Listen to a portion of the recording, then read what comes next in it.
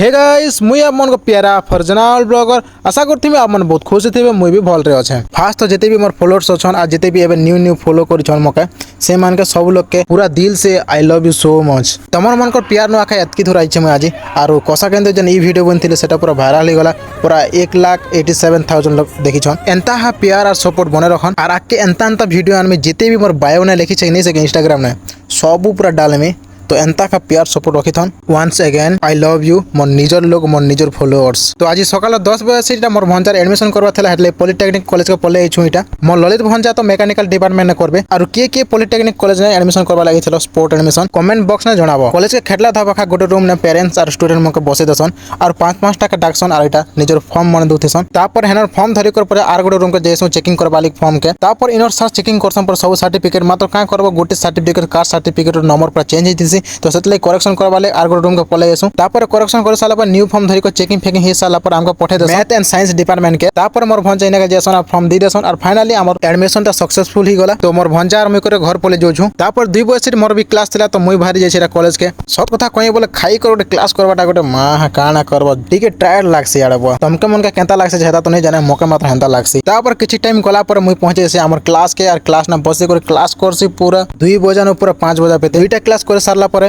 मैं बाबा टिल्लू टिल्लू नाम मेरा बाबा टिल्लू सार नहीं आइसे ता हेते लगे पहुंचाला बसी कर फ्री फायर खेलु छ मोर संग माने तापर 5 बजे से मोर क्लास सरी जेसे तो हेते ले मैं पले छ हमर रूम के टाटा बाय बाय कल के भेटमा।